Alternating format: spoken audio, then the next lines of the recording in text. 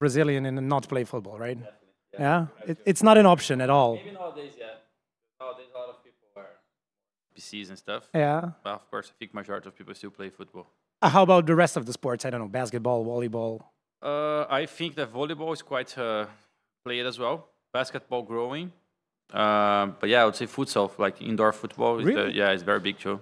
Oh, because of Falcao, was it? Yeah, Yeah, Falcao was the best player in the GOAT. world. Yeah, GOAT. yeah, GOAT. It's very good. Yeah, a lot of quality stuff coming out of Brazil. You see? Yeah. Ladies and gentlemen, welcome. I'm going to do this part in Serbian. Don't worry, because Serato changed his face when I started talking in Serbian. He thought, what the hell and I got myself into. Dobroveče, poštovani gledalci, dobrodošli na drugu epizodu druge sezone emisije Linked Podcast. Rekli smo da krećemo sa ono eksplozijom. Nadam se da ste žargonski rečeno stavili šlemove, jer idemo još jače nego u prvoj epizodi gde ste gledali Kserata. A mislim da ste već i čuli i videli ko je naš današnji gost, tako da nije neko iznenađenje. Ali da bih vam dokazao da je ovo još veća legenda nego ona od pre par dana, samo par informacija za vas. Dakle, da vidimo da li sam dobro zapamtio. 2 osvojena majora, 16 osvojenih trofeja ukupno, 17 puta EVP, 4 puta MVP, 2 puta u top 20 na HLTV-u. I pošto je tolika velika legenda, nije dovoljan jedan nadimak, nego dva. Dakle, i profesor, i Godfather. I slaže se sa mnom, dame i gospodo, Gabriel Toledo, Fallen. Welcome to the show and thank you very much for joining us. Yeah, my pleasure. Yeah. I just said in an intro, you're such a legend, you need 2 nicknames. So one is Godfather of the CS and one is a professor. Which one do you like more? Professor is quite cool. Yeah? I like it. Yeah, it's cool. Is the Godfather part only related to Brazil or the whole world? Who am I to say? I don't know. But I guess for Brazilians, it's more important because most of the times I'm speaking Portuguese, creating content in Portuguese, helping them out over the years in Portuguese. So yeah, I would say that 95% Portuguese for sure, Brazilian. So there was another one. There was Bad Fallen as well. Oh yeah. This one is global. This one is a troll. Yeah, that one went actually pretty far, right? Yeah, actually this one, I think it was more of an international thing because I was playing a bug and then I asked my teammate for a flash on Inferno. I was playing on short and then the guy flashed my face. And just by coincidence, my old coach Zeus, he had bought me those sunglasses that promises that's gonna fix your daltonism, like the color blindness. And I had it on close to the monitor, and then the guy threw it wrong flash. I'm like, fuck this guy, you can throw one more now. And then it kind of came, you started there for no reason, I had no idea this actually has a background story. Yeah, that's the background story, yeah. And then after that, every time I wanted to be a little bit more spicy or talk some shit that I normally cannot do it, I don't want to do it. And then I was like, okay, I'm going to use the glasses and just go in. Yeah. Well, no Bad Fallen today. You are a good one today since you decided to join us for the show. We are extremely happy and honored. Kick it off, SVOJIČ. I know you have a question ready for the very start. I was watching some previous shows you were on and interviews and so on, and I was just thinking where to start. And it's not 2026, but it's around the corner, right? And it's been 10 years since the first major. So true. Do you ever think about that? It's like a decade went by. Oh yeah. Once you start thinking about it, you realize how fast it goes, right? Like it doesn't really feel like 10 years have passed. But yeah, we're still here. A lot of Brazilians still be playing, and now going to a major with chance of winning another one. It's quite cool. And not running away from it. We asked Serato about it, like going into it with now like 3-4 trophies. We're gonna go like back and forth. With yeah, it's fine. But like 4 trophies in 5 tournaments. You do like realize and accept that you're kind of maybe even favorites for this one. Yeah, I think it's fair to say because of the recent results. But overall, the level the teams are playing right now, most of the top teams, is so close. Like any of the matches we played, mostly it could have gone either way. But in the end, the competitions are like that, right? It's about who's going to get that point that matters on the exact time that it matters. And I think we're able to do that in quite fashion, like 4 and 5. Honestly, if you tell me before all those events happen, we start winning here, right? In Belgrade. For sure, right? If someone told us this is just the first one of 4 now, basically in a row, right? They're like, okay, you must be kidding me. But it does bring a lot of challenges because once you are in this position, you gotta understand that people are going to be watching your game more, they're going to be respecting your game more, studying you're going to be changing their stuff as well to beat you. So strategically, it brings you challenges. and mentally as well. Because one thing is going to a tournament and, you know, the vibe is, guys, let's do our best, let's enjoy. And if you cannot sustain it, and if you don't find a way to keep the vibes in the same way, then pressure starts building up. So I always try to alleviate the pressure a little bit on the boys, but it's inevitable. If you are doing well, you will start realizing that you can go further, you think you're a favorite. But it seems like you already have experience in this area since you had back-to-back wins on majors in 2016. And I suppose the second one was even harder than the first one because obviously you have a target on your backs and you have to think something new stuff and so on. How is it different preparing for the major back then, being the favorites, and right now? I mean, it's safe to say you are favorites. In 16, the first time we won the major, we had recently got to some finals. I think there was a Katowice finals that we went to PO5 against Fnatic, and we almost won 3-0. It's one of the PO5s that I lost as well. The only one. Yeah. And I think we were up 2-0 and 13-3 on the last map, something like that.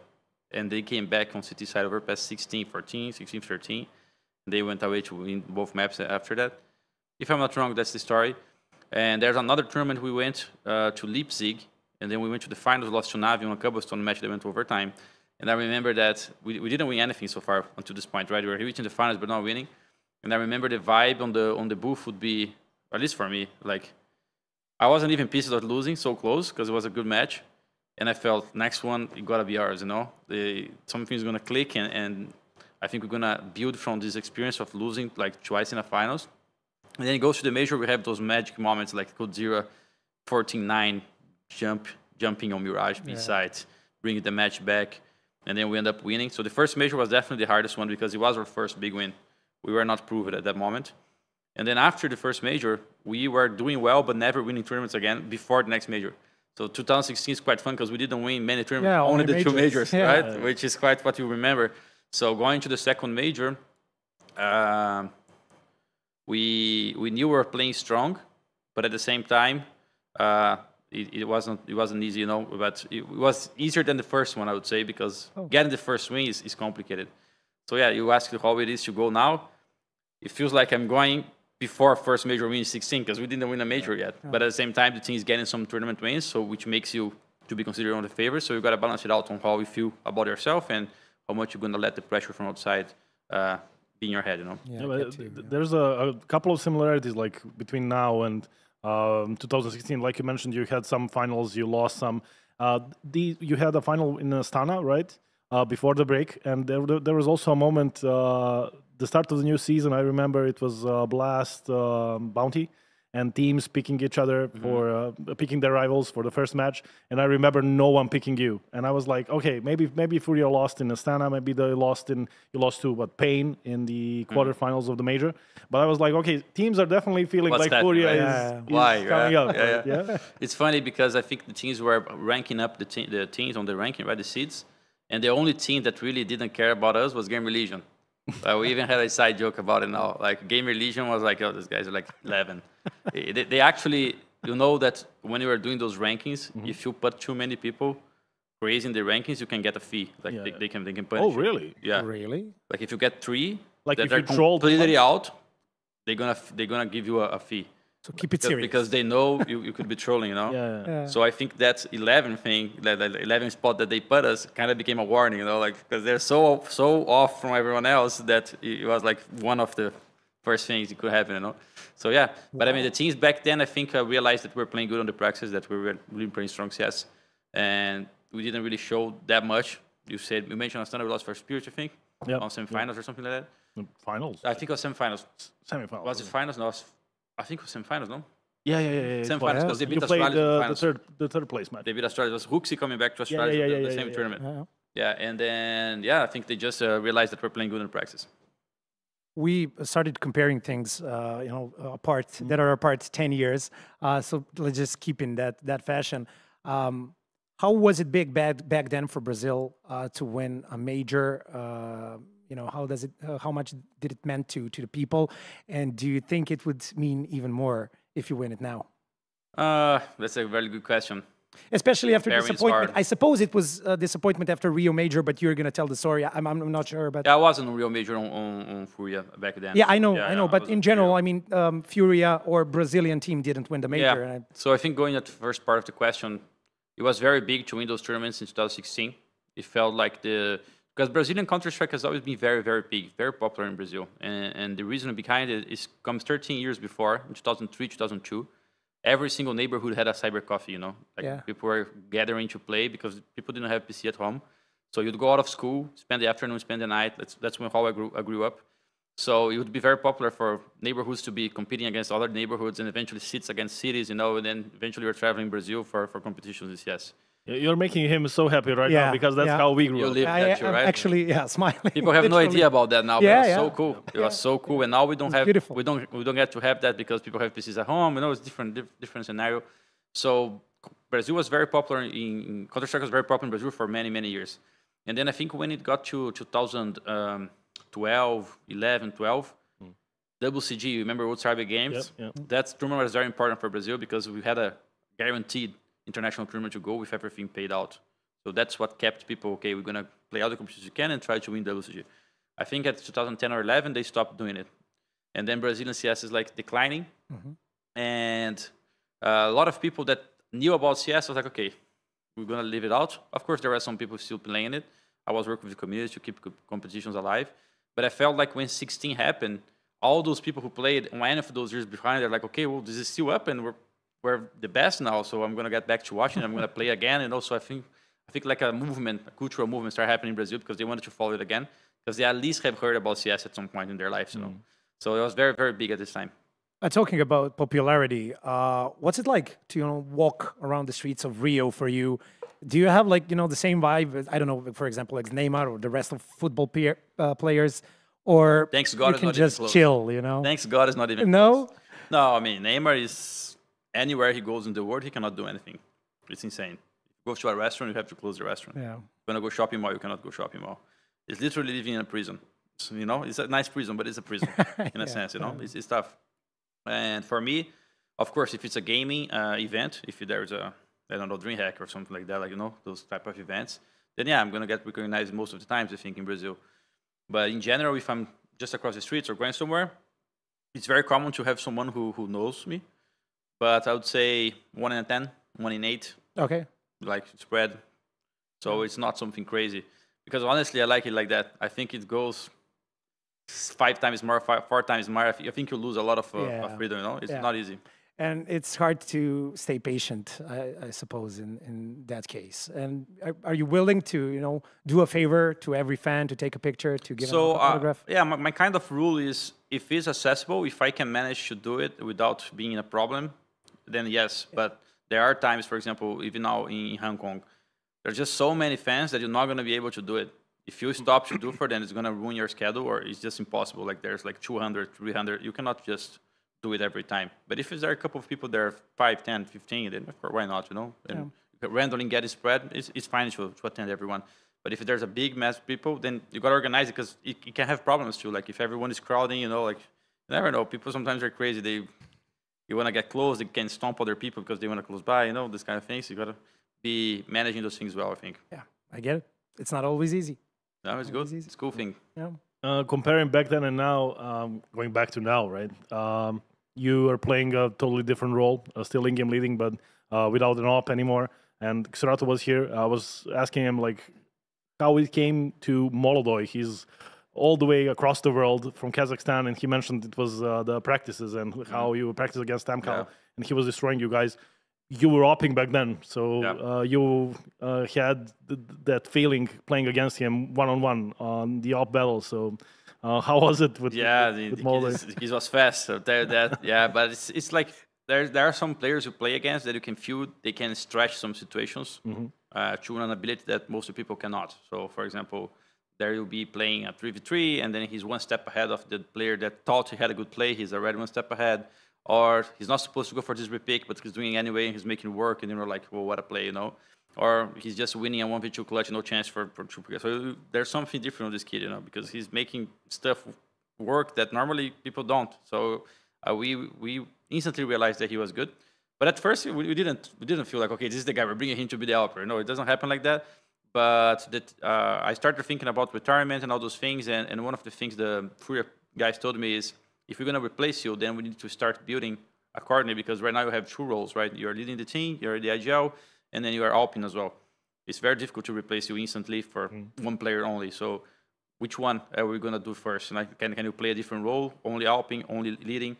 And I knew for a fact that the teams that were winning tournaments have a strong Alper. I'm playing against Zayu all the time last year, Shiro, Bonazzi. So I'm like, I can do some stuff with the Alp nowadays. And I have been there in 2016 when I was this kind of player. And nowadays I just cannot. Like I'm focusing on other things better than what I can do as an Alper. So I was like, why not give it a try as an IGL and maybe we can get a new kid. And that's when we remember Molodoi and they went up to do some study. Like the management of Furia did a study on the tier 2 players. And they had numbers for everything, how they're playing, against who. And then Molodoi was quite high on the list. I think he was second or first. And then we decided to, let's ask him. And he instantly wanted to join. So we're like, yeah, that's it. You didn't feel that it was maybe too much of a risk going internationally for the first time, especially with Xerato, it was risky, definitely. Yeah, but what made you make a decision as you did? Why did you think it was worth it? Doesn't get worse than that? Yeah. Yeah, that's it. The team was already bad. Oh, you mean like we can't do any worse? You look to yourself, and you're like, you're not where you want to be, Yeah. For what we want to achieve as a team, as an organization, for how much effort and money they put into it, and how much of talent we have on the team as well. That's just not it. Like, if it goes wrong, better to go wrong than to stay like how it is. Like, it's not working. So we needed like either it works or it doesn't. If it's bad, it's okay. We're already in the shit, Yeah. Honestly. Was it hard to persuade Xerato and Yuri to learn some of the English to be able to, communicate? No, they already knew some English because they had experience with Junior and they have been living in the United States for some years. And as we were traveling to many interviews, you get to learn English with time. So of course it's challenging at first to change the brain a little bit, but we knew that with time it would be better than the first experience they had. And there was one tournament that we went out with the old lineup, and then I know Castrato is a very good player. Like, he knows yourself. Everyone knows he's a good player. And he had opportunities to go somewhere else in many, many, many times in his career, including SK at 17. Like, many times he could go somewhere else. And there's one of these tournaments I'm sharing bedroom with him. And then we lose the tournament, those kind of vibes. And then we start talking about what can we do, are we changing something or not changing? And I tell him, bro, you need to play in different places. I told him, you got to go play somewhere else because I think if you don't go international, you're not going to win anything. I told him, you're going to have to play somewhere else if necessary.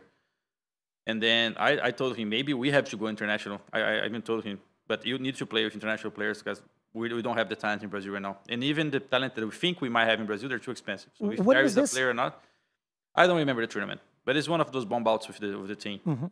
Probably before we making the change, like 2 or 3 tournaments before. Yeah.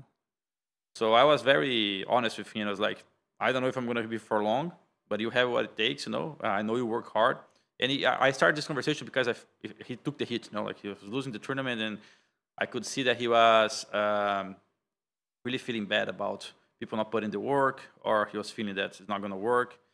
And then I felt like he needed to hear that as well. And then eventually we made that change, and we made him play international players, and I'm glad that it worked out. Oh, so basically, if you love someone, let him go, and he will come back. If it's meant to be, right? Yeah, definitely. Yeah, definitely. But I mean, it's more like I would say I'm not in a position to let him go or not. I'm not his boss, but in the same sense, just experience share. Because you never want to see someone that good not really going to the high, fulfilling the potential, right? Yeah. But I wanted to ask, like you mentioned, I heard you talk about this in a different interview, like you realizing you cannot keep up with Monesi, Zevu, and the rest. What is it? Is it the time, or is it the years? Is it the game, the CS2 changing? Honestly, I think because I shared the duty of being the IGL and sniper for so long, there are many, many months and years that on my career that I was working too much on the IGL part of my play, and it starts colliding with what I should be thinking as an Alper. So I would not be able to prioritize Alper plays or Alper thoughts in the right moment because I was looking to the overview, to the macro thing of games, to what other people are doing too much. So it's easier for you to be the Alper if you're only focusing and you are locked in your stuff, And I think within time, I developed more my other skills, and that went away. Plus, I think we're talking about Zayu and Monesi, like those type of players, they don't show up too much. It's like in football, you have Doesn't matter how much a midfielder is going to practice. To get to Messi level, it's hard, bro. You know, it's not only power of will. You know, like there's a lot of things involved. So I would say that's also there into fact. So there are better players, and you just have to reinvent yourself in other stuff. You know, there are games where I could keep up with some individual duels with the operas and stuff, but those guys are not only doing that. They're doing that and much more with rifles, with deagles, with pistols, and like every single term of the game, they're just much better. And if you watch who's winning the tournament, you'll see like those guys, they are a big reason why they're winning.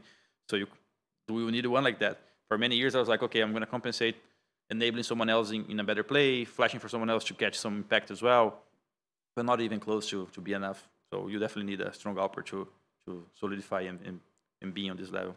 Yeah. But you have been an IGL for such a long time. You've seen everything. You've played different types of game, different versions of the game, different players you played with. How would you say is it different now comparing to 10 years ago? I'm talking about, the obligations that the IGL has in preparation and what you have to do in order to prepare your team. Do you need like more time now than you used to? So it's not that compatible to play in the OP and IGL at the same time? I mean, it makes it difficult. Yeah, it is. I think right now teams and players and staff overall, they have more tools to work with. So it's easier to watch the games, because I remember 10 years ago, if I wanted to see how a team is playing, I would have to go through the VODs, I had to go watch their games and press right side. Sometimes I would be lucky that I see what I want to see. Sometimes I'm checking the radar, and then I'm trying to understand what they think. So the process of understanding what they're doing and how they think, now it's easier to obtain, because I just go to the websites, I watch how are the full versus full gun rounds working the last 3 matches. Boom, boom, boom, boom, boom. In 5 minutes, I can do what would take me much more time before. And in terms of preparation, I think every IGL and every team have their own way of trying to balance out how much we need to know about them and how much we focus on ourselves. And it's pretty much the same for every team. And I think I developed over the years from watching many games and playing so many matches. I can filter very easy what really matters to me, what doesn't. And overall, if I had to resume how it works, is basically I see the same things over and over again. So when I'm watching, I'm trying to understand what they think.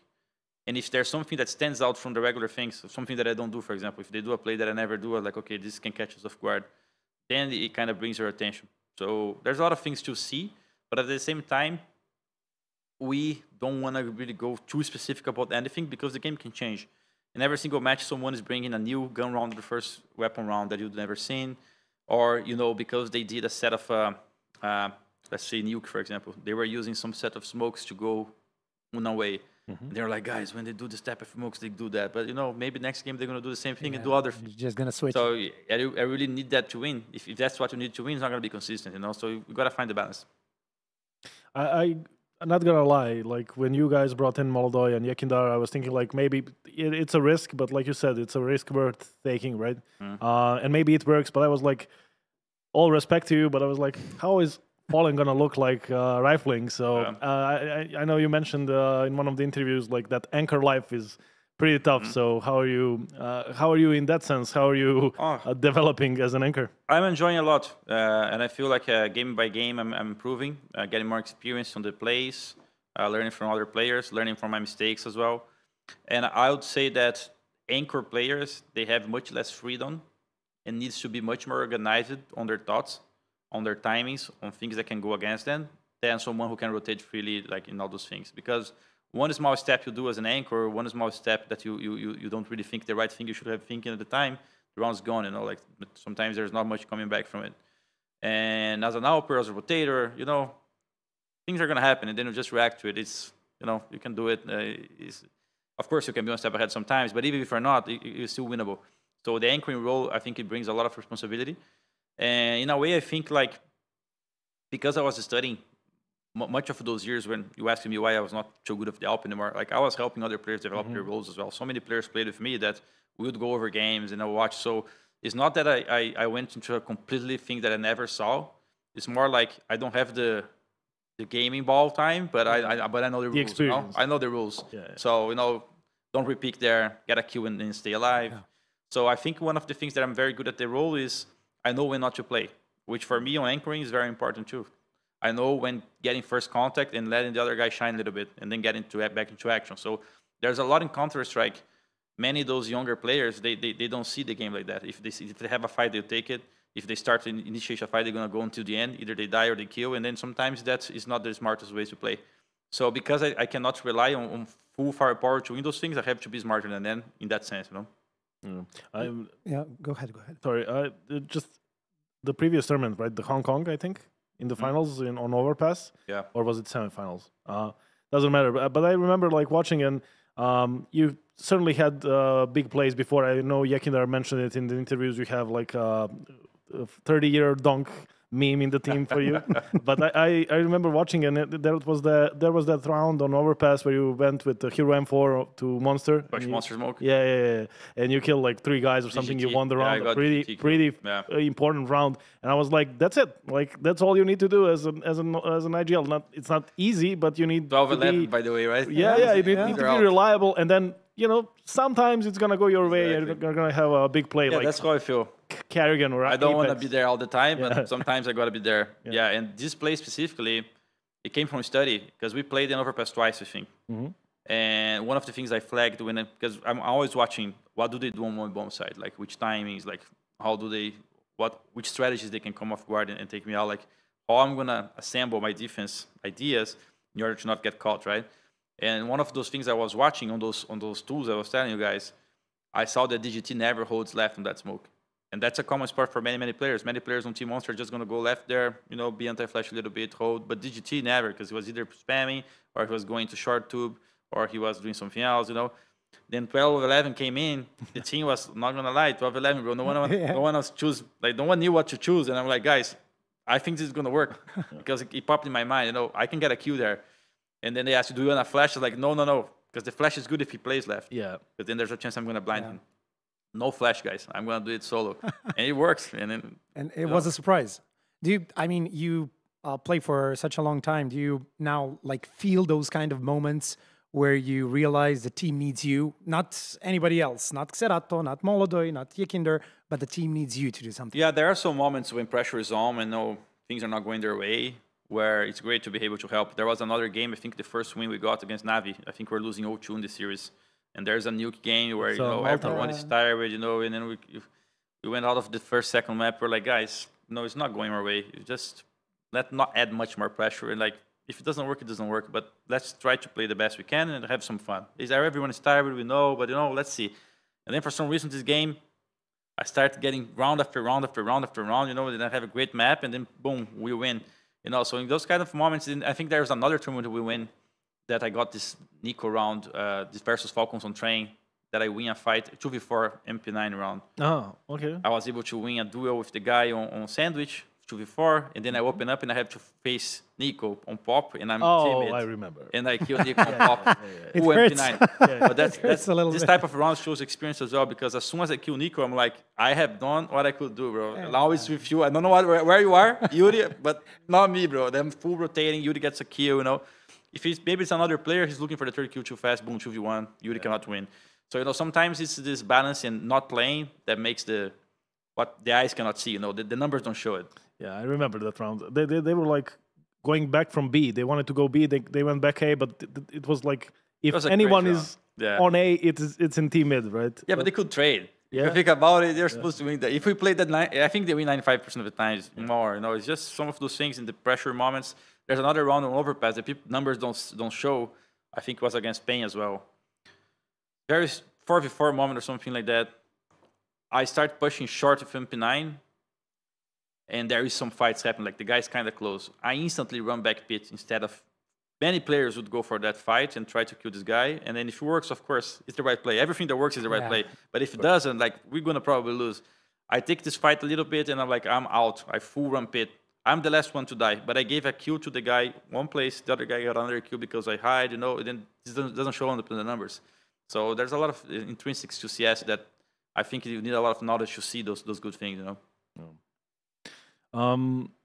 You mentioned in one of the previous, I'm just going from the previous interview, I want to hear your thoughts again, or maybe go a bit deeper. You mentioned you compared Yekindar to Coldzera, and how it's similar to play, making it easier for you to play, and just clicking with each other, understanding each other. So can you maybe give us an example of how it goes between you and Yikinder, and how you enable each other to be better? There's a big mix. I think it's a combination of Fer and CodeZero, I would say, because Fer was the one taking initiative more than CodeZero, I would say, like the first attempts to get kills and all those things, opening space.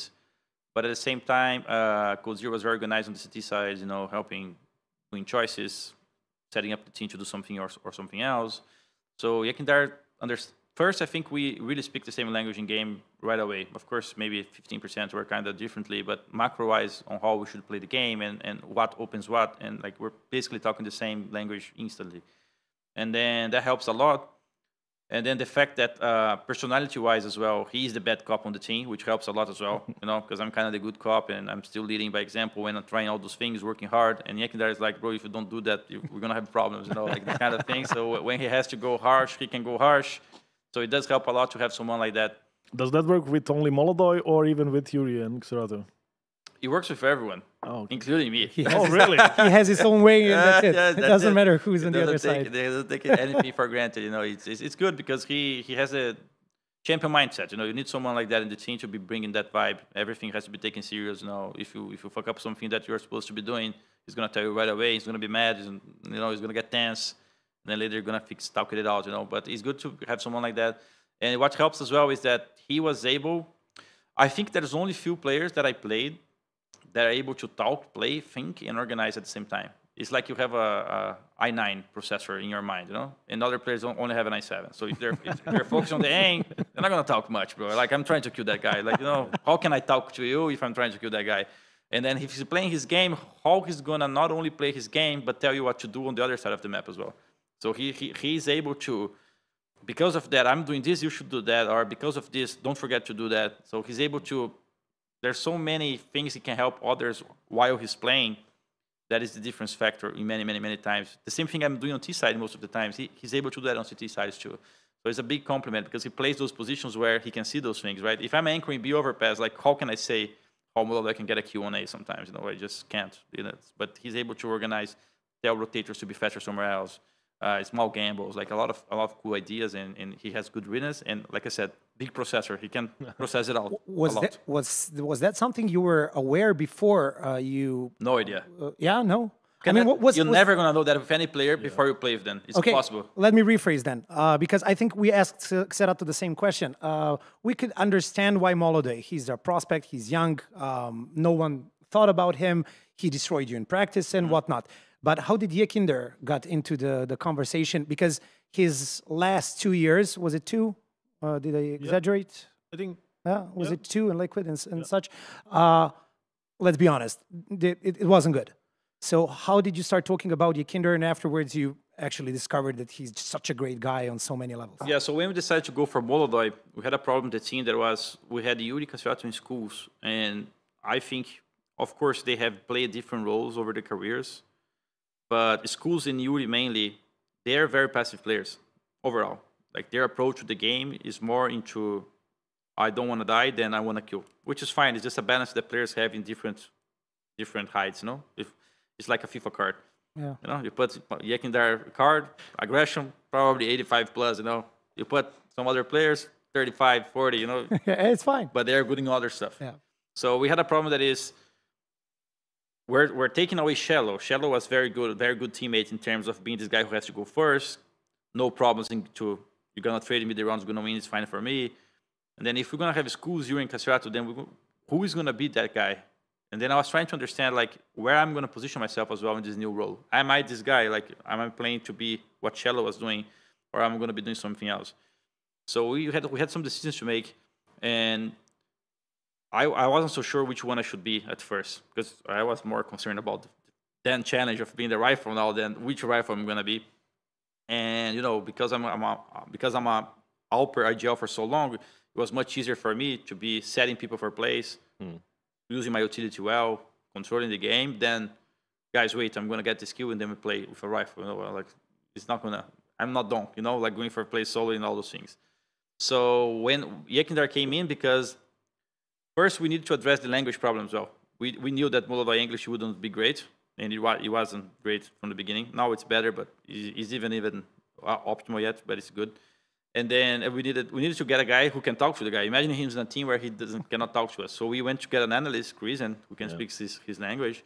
And they were like, if we can get a CIS player, then it's even better. Like, he's not CIS, he's Latvian, but if we can get a Russian speaker language, then it's going to be easier for us because address any problems, translate and get connected.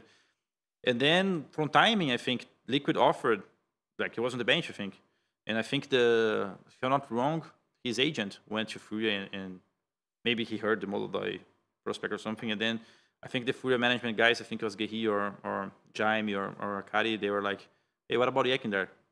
And then, at first people were like, Yekindar, we didn't even think about him. Like, he's not doing great. And then Jaime said, you guys need to talk to him. Like, how can you know? Like, go to a Google Meet call, talk to him, check the ideas, and then you can judge. And then we did a meeting call, explaining to us some stuff that he was about to do with other players and stuff. And at first, it was like, okay, I'm going to give it a try. We play some tournaments and see how it goes. For us, it was great because, okay, let's see how it goes. Yeah, and I think we meshed well together. And yeah, Yekindar was not doing great on the last 2 years, mainly to the fact that I think you need the right pieces to let him be good on the things he's good at. So if he joined our team and I'm cutting every single idea he has I'm not saying that this happened in Liquid, but I'm giving an example on his strength. Yeah. Like, he wants to play the game a certain way, has a vision for the game, and he's the guy who is very aggressive with the game. How can you tell a player who has the vision, has the initiative, to don't use those things? It's impossible, right? So if you're not using that into your advantage, it's not going to be good for you. You're killing the confidence. You're killing everything. Like, he doesn't want to play passive like all time. Like, and if he doesn't use his vision, he's going to be using your vision. It might be good because he's complaining as well. Like, if your visions are completely wrong and he's having the right visions, how are you going to deal with that? So yeah, I think you need the right players in the right environment to have success. Yeah, but I appreciate it. I think, like, looking from outside, from the interviews and everything, Yekindar, it seems to me like he is realistic, right? When he joined Furia, he was like, yeah, the time in Liquid was bad. IGLing is not for me. I think he said it in one of the interviews. But, I'm going to go back and I'm going to do the stuff I know I'm doing good. And that's like that mid-round calling and stuff. And I have a feeling that's one of the things that we're never going to know, right? But I have a feeling like if he came straight from VP to Furia, it wouldn't be the same because now he even has something to prove, like a point to prove that he is not, that the time in Liquid is not going to define him as a player, right? Yeah, definitely. And I think every team we pass by, we learn something. If it's inside the game, outside the game, about yourself. There's a lot of things you learn about yourself with different lineups as well. So yeah, I think he can talk more about the things that he learned and what was better. But from what I can say, he definitely learned a lot of things from Liquid. Liquid's a nice place to play. Like, even people, sometimes they're harsh on the Liquid organization because they have been a little bit unlucky with the new acquisitions they had. It's amazing people on the background, like all the staff, all the people, the owners. And the quality that they can give to players, second to none, in my opinion. Like, you have your bootcamp facility, you have your hotel room on the top, your own room, your apartment for boot camps. Like, the level they provide is amazing. And in some sense, when everything's so perfect that it kind of can hurt you as well. Yeah. So I kind of have this vibe a little bit that everything's so granted that what are you really fighting for, in some sense? Because I come from that kind of background. So I feel like Liquid is doing everything amazingly and just have been lucky. For example, I almost played with Yekindar there. If it wasn't for one change, I would be playing with Yekindar there. And if we meet there, maybe this link could be another thing, Yeah, maybe this project would never happen. Yeah. Yeah, who knows? I forgot what I wanted to ask you. Oh yeah, you had now players coming in from Europe and all over the world. How much did you have to adapt in your play style throughout the years to keep the same level that you have? For example, we have Glaive, who we can see that didn't manage. I admit, it's fine. Gloat as much as you want. Kerrigan is, of course, there on top. He's still holding on. Who knows for how long, but that's another topic. How much did you have to adapt on different types of players? I think the only way to not drop the ball is to keep the game as our number one priority. And I have kept that for all my career. And it hurts a lot in terms of sacrificing time, like not spending much time with family. But in other senses, the only way to stay dreaming of doing anything relevant in your sport, right? So I think the first thing is putting what we're doing as our priority. And from that, a lot of things are going to happen. Secondarily is really being humble to not stick to your ideas forever, because game is changing, game is evolving. So just because I won 2016 with the right kind of mindset, like that type of strategy, that type of ideas, it doesn't necessarily means that this is the right thing right now. And third thing is you can always learn from your teammates as well. They always have good ideas. And I learned with time that as IGL and a leader, it's not about making them see everything that I see, in a sense, like play exactly how I wanted you guys to play. It's more like how do we want to play and what we're going to make this connection happen between what we want to do together, So it's like leading and guiding them for us to build something new. So in that sense, that's important. But now I'm having success lately, right? Like last 3-4 months, we have success. But if you look for the past 6-5 years, it's been very tough. And it's the same approach, basically. I didn't change absolutely much. So you can easily say that for other IGLs, for example, you take Glay, for example. One thing is to play with the core from Australia, bro. Everyone was hitting their prime and playing so good and so smart about the game. Another thing, with all respect, is playing with the new players from ANS, bro. Like, it's completely different. Completely different, because the type of feedback, the type of response you get from them under pressure, like how they react to the game, how they think, is going to help you as an IGL. So the fact that I have stronger players now and I have a team that mix well together is what makes me a good IGL now. But can you say that I was a bad IGL on Furia before? Honestly, if you look for the T numbers, even around win percentage, we're not too far from each other. Like I was checking on the first months, like we're winning almost the same percentage on T rounds. So in a sense, I was able to even get us some stuff going, even with a worse Alper, even with technically less voices on the team, all those things. So there is something to see there, but all the success is never individual. So all success that I had during all my career is because we had the right group, and then you just collect the flowers from it.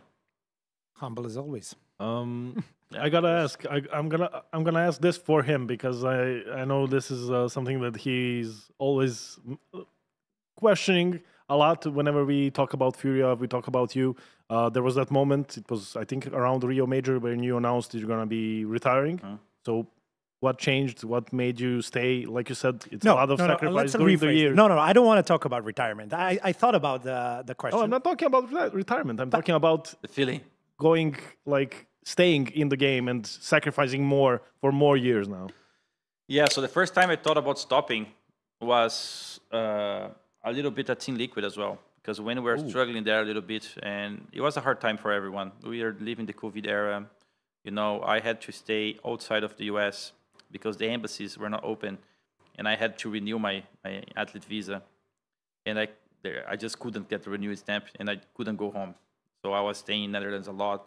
So it was a tough moment for everyone involved, and a lot of difficult moments inside the team as well. Many different voices, many different ideas, people not really believing in the project.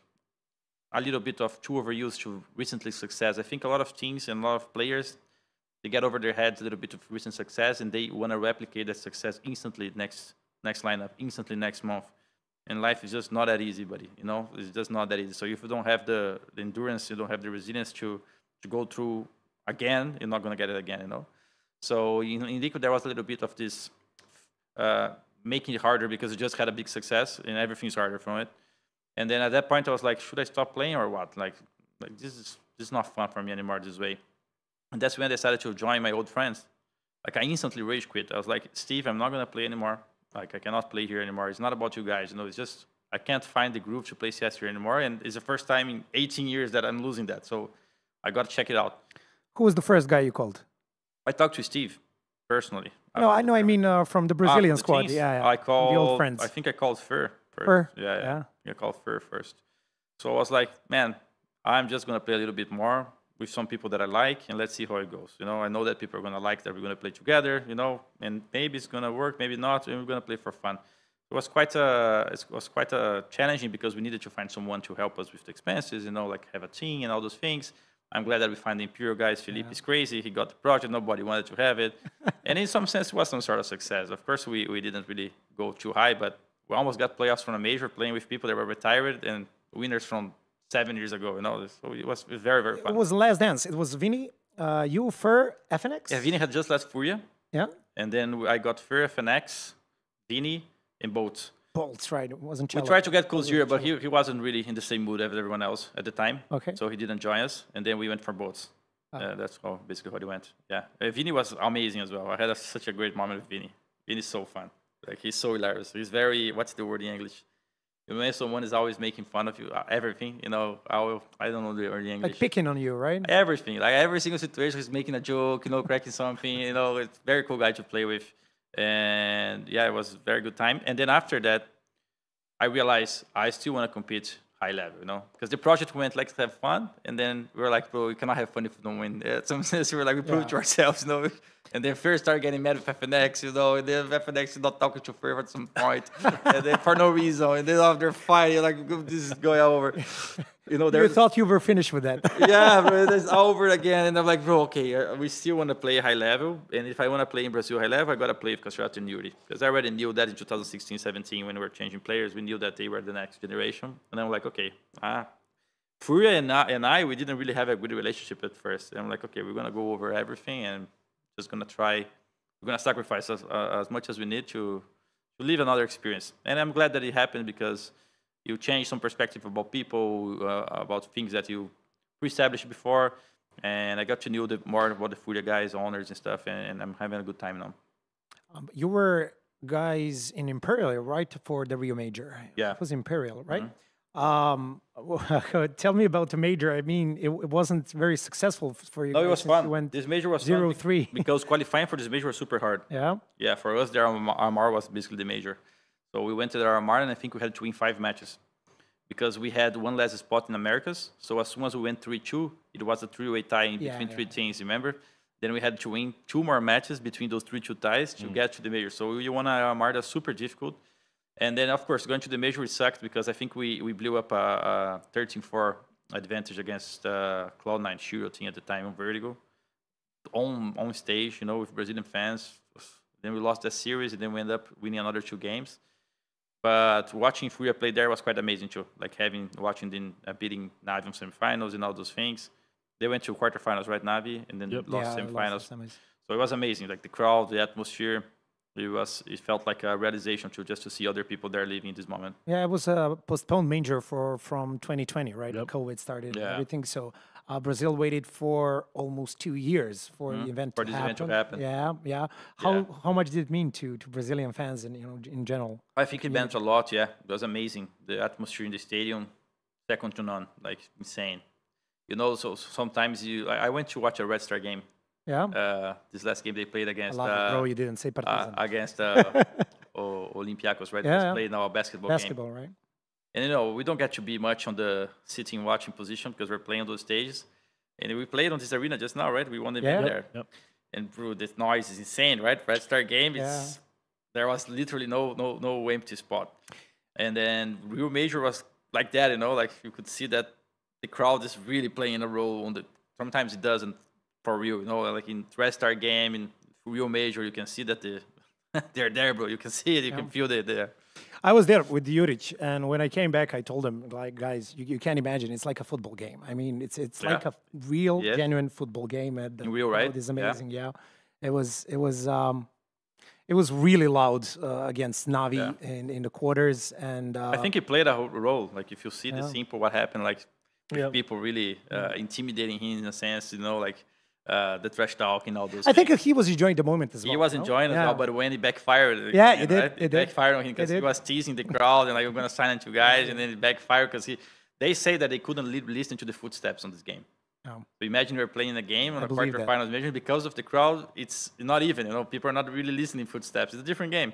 I think Serato mentioned that the art called a couple of rounds just because no one could hear anything, just run. That completely changed everything. Yeah, crazy. I wanted to move into the major that's up ahead and touch upon something you mentioned. You wanted to bring Serato way before, like 2017? 18, yeah. But you couldn't because of the buyouts and everything. And now we get into this situation with 3 out of the 4 Brazilian teams going out. And there's like a feeling that on every single team, there's a player here or there that maybe, you cannot know if they're going to work well together, but there's Lato and Legacy, and then, of course, there's Insani and MIBR, and a couple of players here and there. And I just wanted to ask, I don't know if you can, if you have a answer for this, but why is it like that in Brazilian scene? Why are the buyouts so high? Why cannot we have like 2 really strong Brazilian teams? I think it has to do with the way the players accept contracts, but they don't have many to be blamed for. At least I think once you are starting your first contract, you don't have much knowledge on what you should accept, how much you can bargain, and all this stuff. And secondarily is because of the economics. Like if you want to run a team in Brazil, you have to pay players in dollars. You make it in reals. It's 5-for-1. You're already 20%. You know, you make 10, you only worth 2. So you are getting sponsorship money in reals. They're gonna give you 500,000 a year. That's only 100,000, buddy. You know, and players are used to receiving dollars, and all the expenses are in dollars. So it's very difficult. And another thing is, imagine you find a good player. You are the org owner, like you are taking care of the business. There's one good player you found from academy, or you just got lucky to sign a very good player. What are your goals, right? Like, because if you just want to sell this player, make some cash, you got to be astonishing cash, because then I can justify I'm running my business for 1 or 2 years or 2 years, or making some money for the org. Then you're like, okay, if they buy it, I would sell it.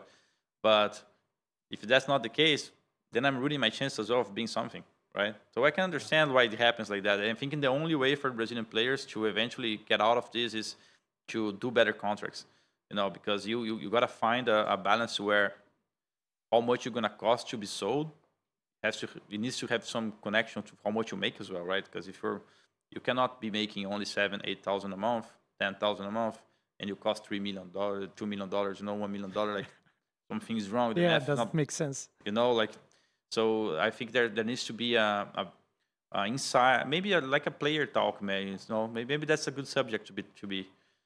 I don't know, maybe educating the players a little bit, because it's not like you're not going to get the contract if you are forcing some of those things. You know, guys, I'm going to play for you guys, but I want to have a set buyout of $500,000, you know, $400,000, $350,000. Otherwise, I won't be playing. And during the time where you are not really well known yet, people are not going to say, no, hell no, I'm not going to sign you if you want that. They're going to be like, okay, whatever, bro. I don't even know if we're worth it. They're going to sign you, you know? So I think there is a lack of awareness on how they could negotiate that. But it's part of the business. I think esports, you know, is just all growing. We don't have much representations on agencies and all those things. So players are basically by themselves. And that's just a result of what it is. Do you think agents and agencies are good nowadays? I mean, that they exist in CS community? Yeah, they're existing now, right? With some players. I think they're a good thing. Of course, there will be the good and the bad ones, in a sense. But yeah, I think it's something that's necessary. I wanted to lean on your question. Actually, it doesn't have to do anything with finances, but it's a fact that Brazil has 7 teams on this major. And you just mentioned, you know, it would be maybe good to just merge some of the players between those teams and make like 2 or 3 super teams. Of course, nothing is guaranteed, right? Whatever you make, it doesn't have to mean anything. Yeah. But do you think it's better this way, or would you like to have like 3 super strong Brazilian teams? So I come from a time when players wanted to get together, they get together. That's before 2015 and 14. Doesn't matter what happens, bro. Like, I have literally experienced and seen people say, I'm not going to play in your team anymore. How are you going to do it? I don't care. You're going to sell me or not? I don't care. I'm not going to play. And maybe nowadays, teams would be like, okay, so you're going to sit on the bench for 2 years and I don't need you. We don't know. But the attitude from the players comes from that roots, you know? And I think that kind of attitude is important for new players, maybe not in that extent, being that harsh, but at least to preserve themselves in a sense where I want to play with the best players, bro. Like, if you're going to put me in a place where I can flourish but never play with the best, I don't want to be here. I think the mindset is important, and I think we kind of lost it. So, for example, some of those players that you guys are theoretically putting into dream teams, I think at some point they renew their contracts. So they know what they're stepping into it. You cannot fault them anymore. Maybe on the first time they got signed for MyBR, for example, another team, and they, you know, first contract coming from an academy team, they don't know much, 2 years contract. Okay, 2 years have been passed, bro. Now you are renegotiating. So what are your goals? Do you want to win a little bit more money where you are, or you want to play with the best? So I think that feeling kind of got lost, because at least I experienced so many times that I have seen many players with that kind of thoughts, you know, like, we're going to play with the best, and no matter. I did it just now, Imperial. Yeah. Like, I didn't talk to the Fury owners, you know, there's a lot of bad bluff between us because from rivalry on the past, you know, I had to go beyond and above, bro, to go over a lot of stuff. But it's this kind of mentality that I think is necessary for athletes, because in this game, it's not chess, bro. You're going to need partners. Yeah. Serato mentioned sitting right there that you were the one convincing his parents that he is really talented and he should continue playing. And then, of course, there was that picture relatively new with you and Snow when he was just a kid, still a kid, but even younger. Is there any, I know you haven't been to Brazil, you've been traveling from tournament to tournament, but is there any new names that we should be on a lookout for that maybe we don't know yet? I think there is a GX guy in Brazil, but I don't hear from him much in the last months. But I remember listening from him maybe 1 year, 2 years ago. And I think Red Canids had signed him like with 13 years old or something like that. He's one of those guys that's playing super well on the pugs, and super young, and people are like believing he can be the next thing. I think there's a GX or something. I don't forget exactly his nickname. But that's this new kid that I heard about. But I have not been watching, like you said, and playing with these people too much. But there's so many players in Brazil. There must be a lot of good talent, and maybe that's something I can work in the future when I'm not playing, like helping develop more people and using gaming to change more people's lives. So that's something that would be cool for me. We're going to keep an eye on the kid, GX. If it happens, something like that. I'm going to have to recheck it, but you're going to see it when it's We're going to know. We're going to know. We covered a lot of topics, and I suppose it's time to cover a little bit about this major in the first stage, if that's fine for you. A couple of interesting points, things. I think FaZe is probably topping every single conversation, and probably from different reasons for SVOJIČ and myself. I said, I just want to see FaZe in the playoffs. I just want to see them get to there. When they're there, I think everyone is afraid of FaZe in the playoffs. FaZe has the pool talent to really go well. Some of the pieces they have. Twist have been playing out of his mind. Like, he's probably top 10, top 5 player in the world when he joined FaZe. He's playing out of his mind. He's always been very talented. He's just mechanically differentiated than everyone else. Like stonk level, I feel like at least mechanically it's above everyone else. And Frozen has been playing super rock solid lately. Even before they made the change from Jacob, he was already playing good with Rain as well. And I just feel that Jacob addition, on my eyes, it's the way they're using the addition is pretty tough on him, because I don't think he's playing the same positions when he got picked up. So, you never know how someone's going to transition. Like you were saying here now, can we make a Brazilian super team theoretically and stuff? But maybe one or another player is going to have to change roles, and then eventually it's not really his best, So it's hard, and I think the Jacob thing, in the end, I don't know how they made the choice in terms of what we need. And in a sense, I feel like maybe they didn't even know how they would use Jacob. Maybe the Twist thing came after, and then what do you do now? Maybe they had an idea before. So I think they ended up in a situation where things didn't go exactly how they predicted at some point, and they just have to adapt. And now they're trying to adapt. And they have the players to make it out. I put them passing on my pickings. To share my optimism? Yeah, I shared them. I did as well. No, I think they're going to do second stage, sure. Yeah, I did. I think you did what? I put FaZe to go through. I was listening on the to second, you yesterday. right? No, I did. So Yeah. I did it too. I mean, okay. Not 3-0 though. It's not. It's gonna be the FaZe match. The reality, but it's fine. We can be optimistic, right? The way they played in the first stage isn't like optimistic, right? But it's you gotta believe. Imagine the story, saving how many 5 match points against Red Canids? Surviving. And I mean, winning against Fluxo wasn't easy as well. Yeah, but I'm telling you guys, sometimes we think the lesser teams, like the smaller teams, are just too different from a real game with a great team. It's a mistake nowadays. You're playing BO1 against a team that you don't know much. Yeah. They can win both pistols, and they can break your economy once. Yeah. There's not much you can do no matter who you are, bro. That's what I wanted to ask. Preparation for the major. Is it pistols? Is it more, only that. more anti-strat? How do you like? It depends if they're playing lately or not. Because imagine, a lot of teams are preparing for bootcamp stage 3.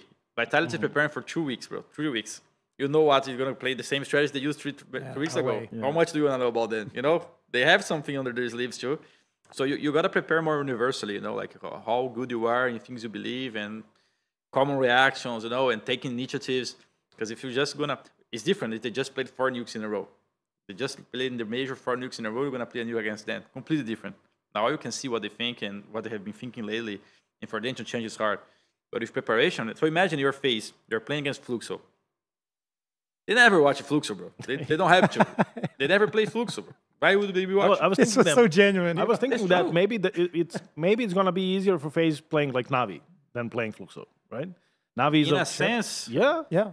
Do you think the chance of FaZe beating Navi is so much lower than beating Fluxo? You're wrong nowadays. That's best of ones. You're completely wrong nowadays. Completely wrong. Because of the pistols. It's Mario 13, bro. It's so fast. You have no idea. It's so fast. 35 minutes, someone will bomb me out. It's so fast. Yeah, I mean, both FlyQuest and M80 going through, they won 6 out of their 8 pistols. I mean, that's the recipe, right? Is that the case? 2 best of ones, you go 2-0, and then... How can you predict who's going to do that, right? It's it's random. Yeah, completely random. Impossible. Completely random. Out with the best of ones? I mean, I think it should be gone. But it does bring some magic to the table as well, you know? Isn't it? It's funny to see those teams, some teams failing, you know, another underdogs coming up. So I mean, and then there's the argument, like, if you're good enough, you're going to struggle, but you're going to prevail anyways, right? The BO3s, if you're good enough, you're going to be there. Yeah. Well, best of 5 is there, so you have nothing to worry about if you get to the finals. I wish. Best of 5. One There's bad so much experience. He said it's enough. We're doing this again, right? Yeah, I'm not even talking about It's it, so not I don't that jinx simple, it. Yeah, yeah, but incredible. I don't know how it happened. Yeah. Do you think? I mean, no. Yeah, I'm not gonna ask you that, but I wanted to ask you actually that question that you did for me. And you mentioned new positions, new roles. 2022 was the year when you announced The Last Dance, and you're dancing for 3 years already. And I think I speak, and I think I speak for every CS fan. No one wants to see you retire. But do you think you've found some new love for the game? Definitely, having these new roles, definitely. Learning something completely new that you never did until As soon as it started, as soon as I transitioned my role and I sit on the PC for the first time, I came here, by the way. It's a bootcamp provided by the guys here from Yurik and stuff. Volador is on my side, and I'm like, okay, now it's time to learn everything again, right? Because the guy is playing the Alp now. I'm going to make sure that I do all the things I can to make him work, and I need to do my stuff now because I don't want to be a failure, no? I want to look and see that I can shoot back and I can hold my own. And at the first moments, like I would say the first weeks, I was focused on my micro movement so much that I was actually playing quite impressive. Like, I remember doing a warm-up against my BR1 noobs. Bro, if anyone finds this map and check the warm-up, the amount of dunk slides and pre-fires I was giving them on warm-up was insane. I was like, bro, I'm on another level right now. Then within time, it was like, I lost some games, and I was like, bro, I'm focusing too much on how I'm shooting people, and I'm not calling well, you know, I'm not doing other things that are much more important than how I'm going to shoot people, you know. Then slowly and easy, I was like, okay, I need to focus on the agile part, make sure everyone is playing well, make the wheel go, then focus only on myself. But at first, I was like, bro, no, I got to focus so much on me. I'm so good at it. Yeah, it was actually some insane things. But it was revigorating. So many years doing the same thing, and eventually it's not the same thing anymore. Even though it's the same game, it's completely different. Yeah, suppose you have to change the routine and everything. Completely, right? Is it also having more fun? Because you mentioned having fun is a big part of it. Like, of course, it's a competition and it's a drive to win for everyone, like in playing professional Counter-Strike. But having fun has to be like still important, even though you're competing. Definitely. If you don't find fun in the journey, it's a video game. You're not gonna get at the end. But it's the journey, and it serves for everything in life. At least that's my take on it. Like, if you wanna live like the success of being an athlete, and you don't find fun going to the tournaments, taking all those travels on the airplane, like if this is not fun, how on earth you're gonna sustain going through everything you have to go to be there where you wanna be? It's impossible. So the fun is the part that keeps you going when things are not going well. Now that we're winning 4-5, bro, anything is fun. Even today, for example, I'm going to leave here. I have my sessions with my psychologist every Friday. After here, I'm going to talk to him. And we have a joke now, because I've been talking about retiring with him for quite some months right now. And then he's like, you know, we can't keep talking only according to what last result you had. Like, you had a result and you won. Okay, so everything's great now in your life. No, everything's going. And then you lose and then everything is bad. So you got to make sure that you are finding satisfaction into the journey, into the routine, and also having some routine outside the game too. Because when I'm feeling good with myself, when I'm in a good mood or I'm in a good routine, it helps a lot. Like, I have been going to the gym now with more frequency, you know. Those things help you during the defeats as well. Because if you don't find this stability, and if your life only relies on the result you're going to get at the tournament, then how are you going to get the initiative and the mood to fight back? You know, you're not going to get it. You're going to be only going down. Oh, we passed the 1 hour mark, and we have a couple of more minutes since we know that you have a next appointment. It's only 9, yeah. Yeah, we're gonna wrap it up in a couple of minutes. What are the other things you do outside of Counter-Strike? How do you relax your brain? What do you do for fun? What are your... So nowadays, my routine is I'm studying a little bit of Chinese, but just lightly. Really? Yeah, I studied a little bit a couple months ago. Now I'm back to it. And I'm doing it because I was trying to set up a routine where I feel like I'm progressing in other areas of life than just not gaming. Just to avoid this feeling that, okay, I lost this game, my life fucking sucks, man, nothing goes my way. You know, like, just one part of my life either works or it doesn't. I have other things going on. So I'm studying another language, and I'm studying Chinese. Of course, very slightly. I don't have much time, you know, but every day I'm like, okay, I'm learning something new, checking something, Duolingo a little bit and all those things. Before I start playing CS, I really like football and music. So I played the guitar when I was very young. And I could read all the notes and you know, music shit and all those things. And lately, last 2 years, I have been learning piano. I had a teacher from Brazil help me online, but basically by myself, every day practicing a little bit with my Malta. And so music is something else.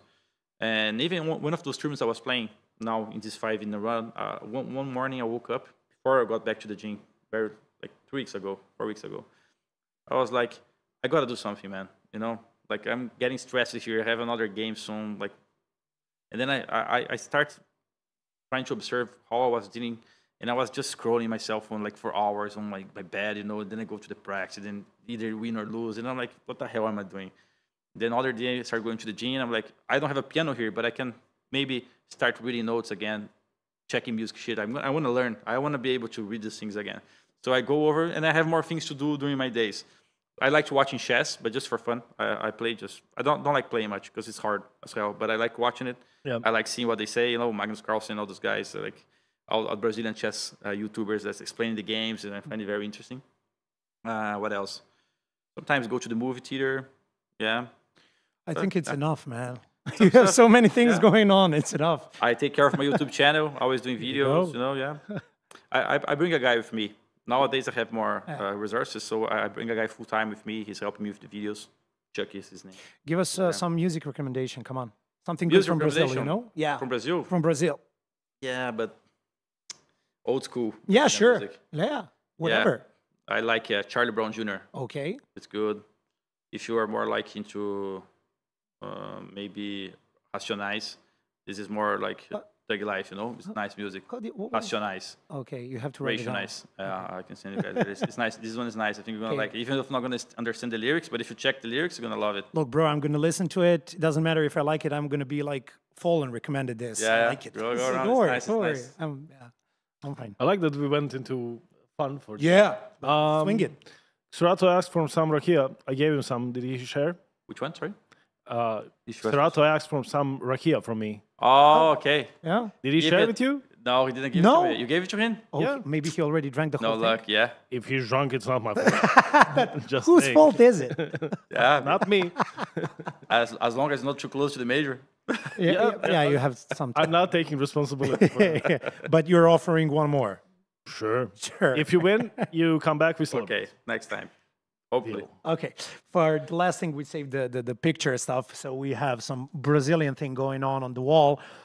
So you pick a picture and you tell us a story behind it. All right. Okay. Did you go there or just point? You can pick whichever one you want. We mentioned. Yeah, let's point the football one. Yeah, that's a nice one. Yeah. Yeah, Fallen SK and Tas right there. You see that I'm sliding? Don't slide on him. You can't see shit. I dribble him so well. That's a nice one. Yeah, I love it. That was. He's doing the flashbang dance. Yeah. basically. Or something. Exactly. That was such a fun game. And actually, Pasha and Snacks were insane, bro. Snacks? Really? Snacks is insane. Good footballers. Code Zero and Taco carried us. But yeah, they could have won that. We came back. What was the score? I can't remember. 5-4, if I'm not wrong. Oh, for 5-4. you guys or? Yeah. Oh. This was in Cologne, right? Yeah, you was in Cologne, on their stadium. It was such a nice event. But the field wasn't the football field, right? No. It was it's like a 7. Yeah, seven game. 7+1. 6 to 7. Oh, 6+1. Okay. Something like that. Wow. Did you score any goal? Of course not. course not. You had an assist, I don't know if I a flash, something. Maybe I helped a lot of the defense. I wasn't much informed. It's the things that you don't see in the numbers. Yeah, of remember? course, of course. Yeah. Statistics doesn't show everything. Yeah. It's Dr. Dolittle. Yeah. Do very little, bro.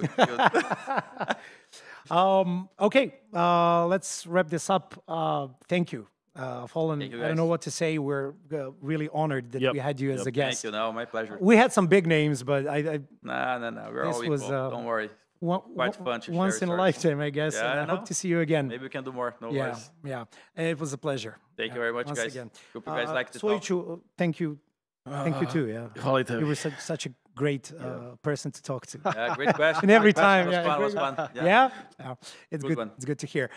Poštovani gledalci, to je bilo to. Nećemo mnogo da dužimo. Završili smo drugu epizodu. Nadam se da ste uživali uz Falena koji je imao onako vrlo zanimljive stvari da ispriča i nadam se da smo svi zajedno mnogo naučili o celom ovom Counter-Strike svetu. Od sutra nastavljamo drugu fazu Majora. Budite uz naše programe. Prijatno. Laku noć.